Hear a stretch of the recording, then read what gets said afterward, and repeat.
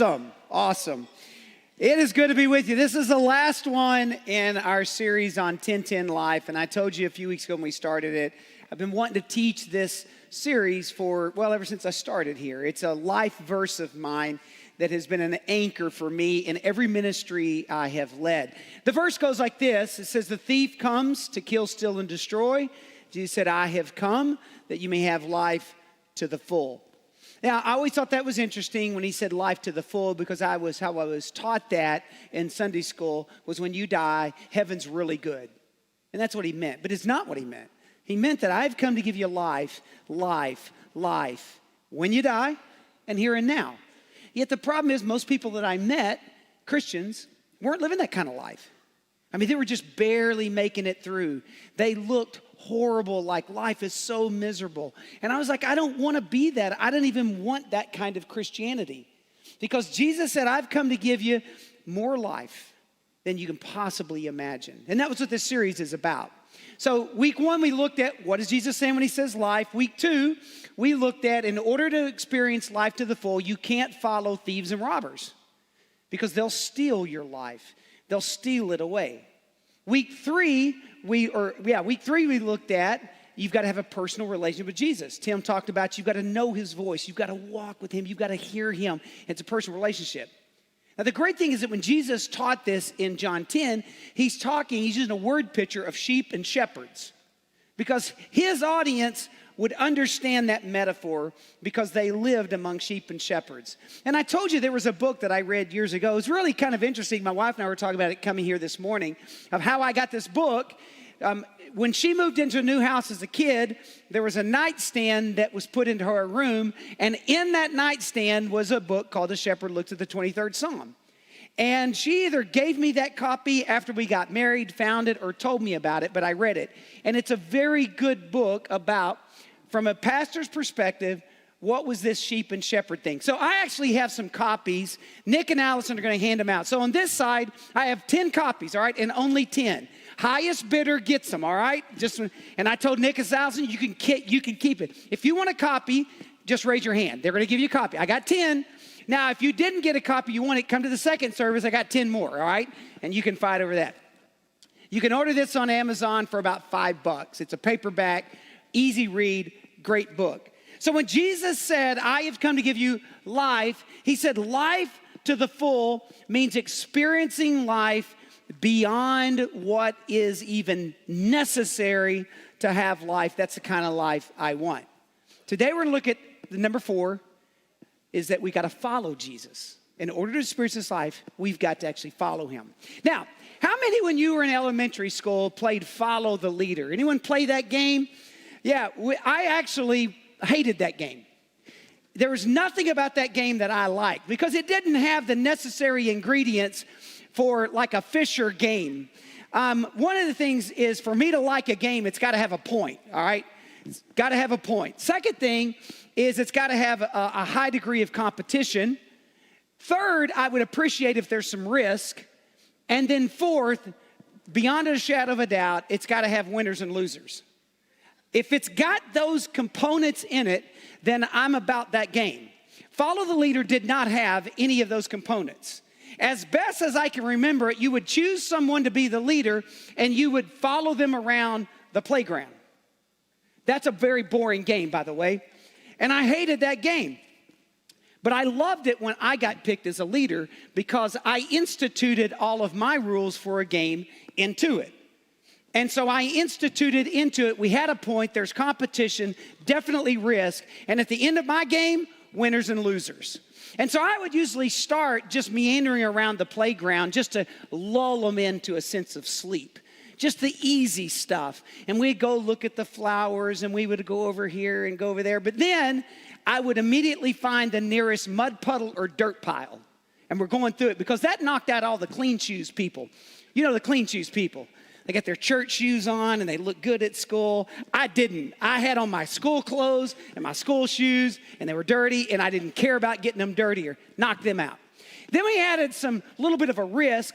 I would go to the swing sets and there would be people swinging and we would zigzag in out of the swing sets while they're going. Now, if you got hit, shame on you, you're out. Then I would we had these tires buried in our playground. In fact, I have a person here in our church who I went to elementary school with, and that's how cheap our school was. Our playground was some swing sets, and we had some old tractor tires. That's it. And then they cut a tree down, and they just left the log there, and we chewed on that for like 3 years. That's what we did. And so I would go through the tires, and we would go under them and over them and stuff, and anyone who couldn't do that, didn't have that agility, they're out. But I saved it for last. It was this. We had this, we called it the canyon, but it was where all the water of the playground ran off. And it was this washout area. And in the bottom was usually mud. And I was pretty small and wiry, like a rabbit. I could jump. And so I would take off toward that. And you had to clear the canyon. If you didn't clear the canyon, you're out. If you didn't try, you're out. If you broke a leg, you're especially out. And only those that cleared the canyon could stand on the other side, hopefully at the end of recess, and say, we were victorious, we were winners. And I was thinking about that, about following Jesus, as most Christians have one or those perspectives.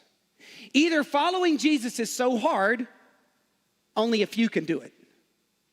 Only the brave or the risky or the really tough can follow Jesus. Or we have the other view that it's so easy, it really doesn't even have a point. You just wander around life. I'm a Christian. Every now and then, cruise through church, maybe read a Bible or two, and that's all you've got to do. When Jesus said, follow me, what was he really meaning? And when Jesus said this, it's in John 10:10, where he gives us this picture. In John 10, Jesus says this.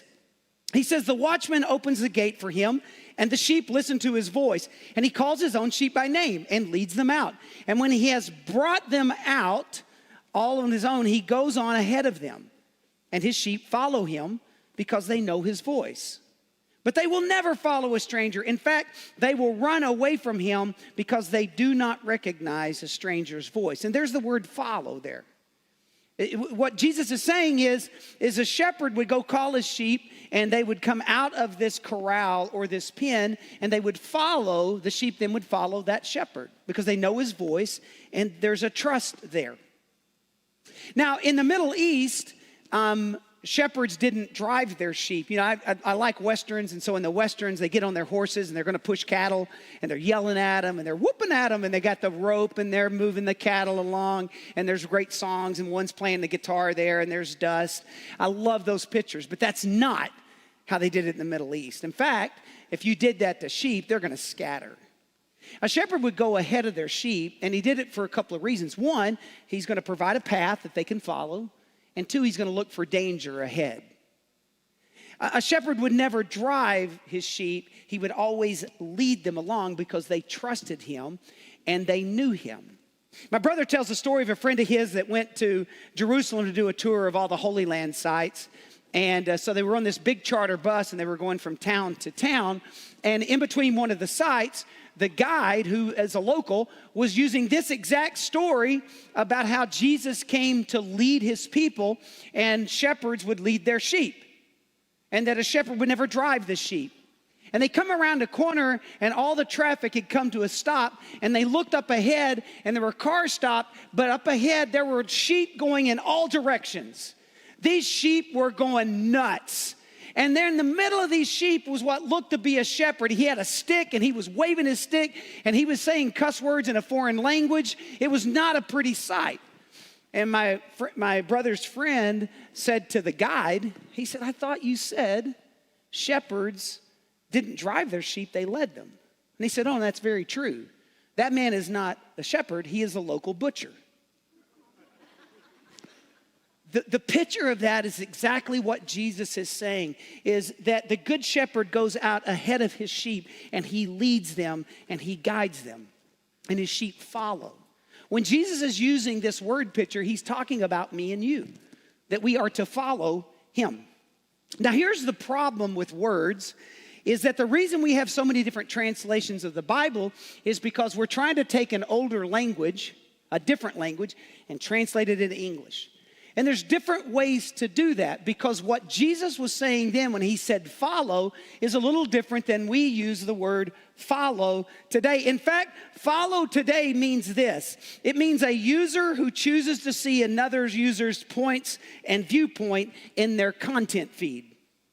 That's what follow means. It means on social media, you see someone, you say, hey, I like what they think. I like what they're saying. I like their picture. So I want to get a regular update of their cat videos. I want to get a regular update of how their day was, what kind of Starbucks drink they orders. I want to see that.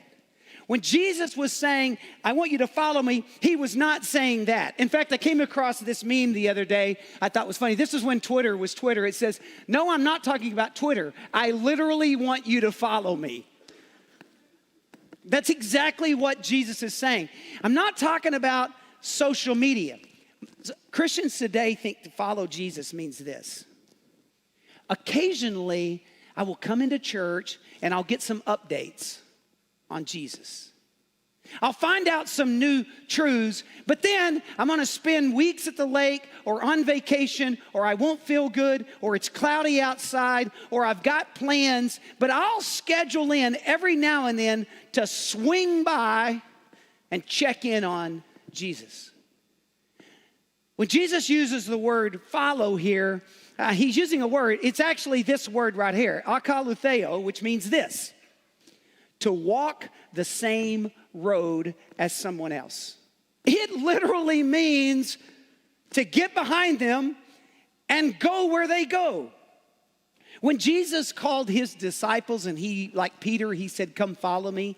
What he was saying there is this: Peter, I want you to become my apprentice. I want you to become my disciple. I want you to become my student. And over about the next 15 years as a rabbi, I'm going to teach you everything I know. And at the end of that 15 years, you will think like me, talk like me, walk like me, act like me. Your heart will beat the same beat as my heart. That's what follow meant there. And when his hearers, when Jesus was telling this story, heard the word follow, the mental picture they had was this: you get in behind someone and you do life with them as they are doing life. It's a relationship. It's a trust. It's aligning your life with the person that you're following. Now, how do we do that? How do we as Christians truly follow Jesus? Well, conveniently enough, in Matthew 16, Jesus gives us a formula. And I actually believe it's a formula. In 16, here's what Jesus says.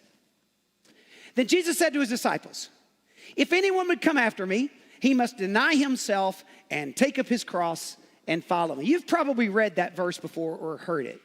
And there's three things in there that really lay out how to be a good follower, how to follow Jesus. And it starts with this. I'm going to use the word desire, deny, and cross. So he says, if anyone would come after me. The word would there is not a very accurate translation. In fact, would there kind of indicates like I might, or possibly, or I want to. That's how some of the translations say. If anyone wants to come after me, it would be like I want to try sushi at a convenience store, but I'm not going to. Or I want to go over here, but it's too far of a drive. If anyone would just so happen to follow me, then here's what they need to do. But that's a weak translation. In fact, the New King James gets it more accurate than anyone. It says, if anyone desires to come after me. Desires. Desires isn't a passing want. Desires is a deep yearning from within. Now, in college, I was a youth ministry major, and I was a double major in psychology. And I figured if I was going to work with teenagers, I need to be a psychology major, right? Because they're crazy. And one of the things we studied was Abraham Maslow's 5 hierarchy needs, if you've ever studied that. And he lists out there 5 basic needs for every human being. And he starts with the first, which is physical needs, just physiological needs. I need to eat, I need water, I need shelter. Then safety is the next one. Then love and belonging. And then esteem. But the last one he calls self-actualization. It's at the top. It's the highest need we have. And what it is this. It's purpose. It's fulfillment. It's to be the best version of me that I can possibly be. It's to be who I was made to be. And he lays out that we're all moving toward that to try to get to that place in our lives that we've come to the end of ourselves.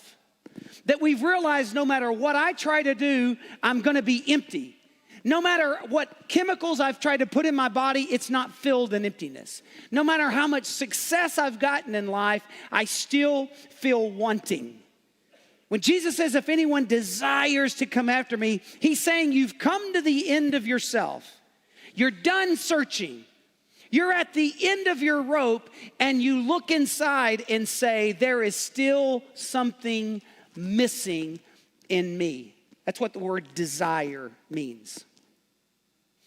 Have you gotten to that place, and maybe you got there years ago, where you realize you're never going to be able to fulfill your life with anything other than Jesus? The rich young ruler came to Jesus and said, what must I do to have eternal life? And in his question, eternal life meant good life here and when I die. And Jesus says, sell everything you've got and come follow me. And it says he went away sad. You know why? He had never gotten to the end. He thought his money, his wealth, and his power would fill him. And if you haven't gotten there in your life, desired, yearned for Jesus, you can't follow him.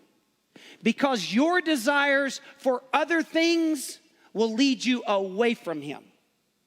So then he goes and says there's a second thing that you have to do, and it's deny. He says if anyone desires to come after me, he must deny himself. And we have another word problem here, the word deny.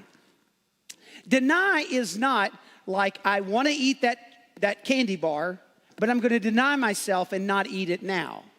But I will eat it tomorrow. We see deny as I'm going to hold off pleasure, or I'm going to hold off pursuit until later. But the word deny here actually means to separate yourself from someone else. It's almost like a divorce. When Jesus is saying you got to deny yourself, he's not saying every now and then don't do things I tell you not to do. Every now and then. And then you really can do what you want to do. Just every now and then, don't do that. The word deny here means I'm separating what I want to do and doing what he wants me to do. Back in one of my churches, I told you about my friend. His name was Strawberry Ellig. He was a horse trainer, but he also worked at the church part-time. But he was legendary in that area for training horses. And so I went out there with him one time, and it became just kind of a daily thing for me to go out there and help him break horses. And we would break horses that were going to be, trail riding horses, barrel racing horses, roping horses, every kind of horse you can imagine. And it all started the same way, whether it was a Pasofino, a Shetland pony, or a thoroughbred. Every horse had to be broken. You know why? Because you cannot allow that horse to do what it wants to do. Because 2,000 pounds running at about 30 miles an hour, hard to stop and impossible to control. And a horse has to be broken before it can be usable. And Jesus is saying, if you want to follow me, you've got to deny yourself. Come to the end of yourself and then give up selfish living. Give up running your own life. Sign it over to me. It's the opposite of independence. It's now becoming totally dependent upon me. And every horse that we successfully broke, when I or Strawberry got in the saddle, that horse is thinking, what do they want me to do? And I'll do it. The illustration of the word deny is best summarized. If you've ever sold a car, you've done that. You sign the title over. When you sign a title over, that means that you no longer have the right to drive that car, that it's now their right, and you would have to ask permission. When you deny yourself and start following Jesus, you've signed over the right to run your own life. You've said, the Good Shepherd now will determine how I will live my life from this point forward. So 2 questions now. Have you come to the end of yourself where you truly desire to follow Jesus? Maybe you haven't done it yet, or maybe you did it a few years ago. And the second one is this: did you sign over the title of your life to Jesus and said, I give up my choices and I now will do your choices? And then he does the last thing, and it's this. He says, and take up your cross and follow me. Now, we also have another word problem here. It's the word cross. I'll tell you what it doesn't mean. Go buy some jewelry and wear it, or get a cool tattoo. It's not, put some cross around your neck or earrings or get a cool tattoo so everyone will know you're a Christian. It is not that. It is also not that you got a burden in your life and that's your cross you bear. It's like a woman in the room is like, I got a burden. If you met my husband, that's my cross. It isn't that. When Jesus says take up your cross, he's referring, and his audience would know, Roman source of execution. The Romans had perfected execution, especially on a cross. And when you would go into any major Roman town, lining the streets into that town, they would set crosses, or they would put it on a high place in town. And if you were a criminal that was to be executed, it was public. And they would hang you on one of these crosses. And it could take days. Some could go into a week of you hanging there, dying from either dehydration or asphyxiation. It was brutal. And as you would go into that town, you would see criminals as you're going in as an example. Don't mess with Rome. So when Jesus said, take up your cross, all of his hearers were, this is a way to die. I need to take up my cross. An equivalent today could be like an electric chair. Take up your electric chair and follow me. Now, Jesus was giving insight into his future. His life would result in death. His path leads to the cross, which is good for us. Our sins are forgiven. We can have eternal life through him. That's a good thing. But Jesus was outlining not an easy life. He's saying, here's what you got to do. Deny yourself and take up the same cross I've got and follow me, because it may lead to death. And you got to be willing for that. I know very few Christians that in the plan of salvation, I'm leading them to Jesus. And I was like, listen, before you pray to receive Jesus, you got to be willing to die, like tomorrow. They're like, I'm out. I don't want that. But his listeners heard that and went, yeah, I could die for this. I could be hung on a cross. Now, Jesus was not saying that you will physically die. He was saying that you've got to give up your life to get his life. You've got to die to yourself so you can live for him. He said this in Matthew 16:24, just this next verse. He says, for whoever wants to save his life will lose it.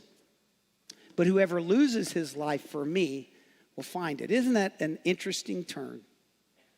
If you want to hold on to your life, you'll lose it in the end. But if you give it up now, you'll get my life.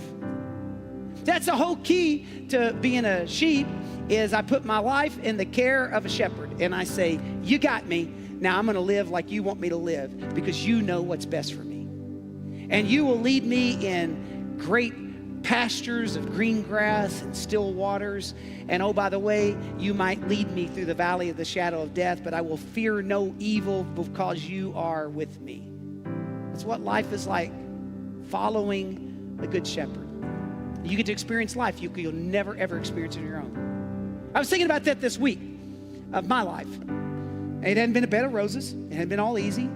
But man, what I've seen, just what you see here of people coming to know Christ. I mean, there's just been incredible things. And all of the valleys that I've gone through, he's been right there with me. I was thinking about this, and I was reminded of something that happened to me several years ago. I was part of a mentoring organization called Lead 222. It coached youth pastors, and it was what I was doing as a career when I moved up here just a few years ago, before I took this job. And we would do a marriage retreat every year called Soul Watch, and one particular year we were going to be in Cabo San Lucas. Now I want to just tell you, if you're going to do a marriage retreat, Cabo's the place to do it. It was awesome. And I was doing some teaching there, but one of the things that was really interesting about Cabo is there were some places you could go snorkel. I love saltwater. I used to have saltwater aquariums. I had one in my house, had one in my office. I had the clownfish, and I had the dory fish, and I had all kinds of cool, sea urchins and everything in there. Loved it. And so I wanted to go snorkel and go out and see the reef. The problem with Cabo is there's not very many good places you can snorkel because the riptides are really bad. You just can't go to Cabo and swim. There's just designated areas because it's pretty dangerous. And I was telling a guy that, and his name's Jim, and Jim said, hey, I'd love to go snorkeling with you. He said, I happen to have a lot of experience with snorkeling. I said, really, what'd you do? He said, well, I'm a former Navy SEAL. Okay, I think you know how to snorkel. And he said, I was stationed all in the Pacific on all of the little islands, and we would scuba dive, we'd do so, let's go snorkeling. So on our day off, we got gear and we went. And a bunch of couples went with us, but it was only Jim and I who jumped deep into the water. My wife got out there for a little bit. She went back to the beach, and we went and hung out, and Jim and I went out. I mean, he showed me stuff like I couldn't believe. We'd go to these reefs, and he would point to something. I didn't even see it, and there it was. And he'd pick up like a sea cucumber and hold it up, and an octopus, and I watched it change the colors, and all these fish that I would have never seen on my own. And we went about 200 yards out there snorkeling. And about 200 yards out, Jim motioned for me, went over, we surfaced, and he just started looking around, pulled his mask up, looking around. He said, hey, Fisher, I think we probably should go back. I'm like, okay. And he said, just follow me back. I said, all right. So we start going back. Yet going back was way different. We didn't take the same path back, 200 yards from the shore, and things were different. The waves were different. The tides were different. I'm getting pushed into rocks, getting cut by the reef. He would go into these one little areas. We'd go underwater. We'd just sit there for a little bit, and then we'd take off into another area. We weren't going straight to the shore. We were going diagonal to the shore. Then we would go back this way and go back this way. After about 30 minutes, I'm exhausted. I am tired because it took everything I had to fight against the current and to stay up with this dude. But when I would get really tired, I would tap him, and we would stop, we'd surface really quick, and we'd go back down and we'd move on. It took about 45 minutes to get back to the shore. I climbed up onto the shore. I was exhausted. Jim was tired. And we're sitting there, and we're kind of gaining our composure. I looked over him and said, Jim, what happened? He said, man, I didn't want to tell you this. But when we got out as far as we were, I noticed the weather's changing. I saw clouds coming in from a different direction. I felt the tide shifting, and I knew we were in trouble. He said, I didn't want to tell you how bad of trouble we were in, but as a former Navy SEAL, it's bad. And listen, when a Navy SEAL tells you you got problems, you got problems. I said, first of all, thank you for not telling me how bad it was. And the second thing is thank you for leading me to safety. And that's a mental picture I have of what Jesus has done in my life. He has shown me things like I've never seen before. And he has led me through difficult times that I would have not gotten through before. But you know what I had to do? Just like you. I had to have a desire on the inside, come to the end of myself. I had to deny myself, sign over the title deed to my life. And then I had to be willing to go wherever he said go. If it meant losing all of my plans, even to death. And the great thing is, as I lost my life for him, he gave me life to the full in exchange. So the question is, have you done that? I think there are people in this room that you have checked Jesus out. You followed him on Facebook, but you've never followed him in your real life.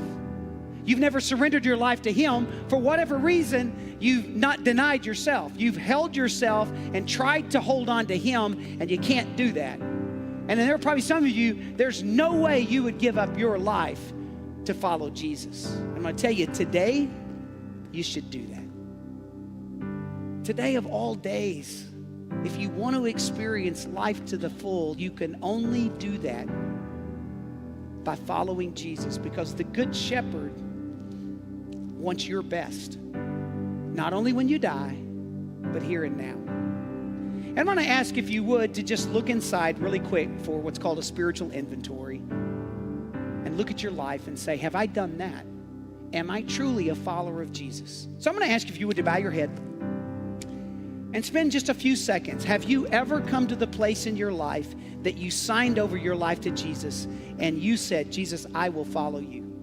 Now here's what I want to do. No one's looking around, and I want to pray for you. I'm not going to come talk to you. I'm not going to take a picture. I just want to pray for you and say, Richie, I don't think I've ever done that. Would you just raise your hand and put it right back down? Just raise your hand, put it right back down. I'm not going to come embarrass you. I'm not going to talk to you. I'm going to be available to you, but just put your hand up. Richie, I don't think I've ever done that. You put it up, right back down. I've never really followed Jesus, never really given my life. Okay, several. Now I want to tell you this. With your head bowed and everyone else's head bowed, you can do that today. You can. In your heart, you give him control of your life. I'm going to lead you in a prayer, and if you want to lead that prayer with me, you can. All you got to do is mean it. Prayer goes like this.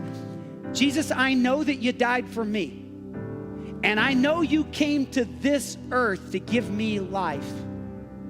And I put my faith and trust in you. I sign my life over to you. And from this day forward, I will follow you. Thank you for saving me. Now everyone look up. If you did that, guess what? Just like I did as a young man, you did that today. You have now received Christ, and you are starting to follow him. And I would love to know that. And there's some cards in your seat. And if you just fill that out, there's a check box there. We would love to be able to pray with you. Again, if you don't feel comfortable with that, that's great. I'm going to be in the front. If you'd like to come talk to me, I would love to do that. Let me close this in prayer and ask God's blessing. God, thank you so much for your love for us. And God, I thank you that you died for us so that we could follow you. I ask you to be with us this morning in your name.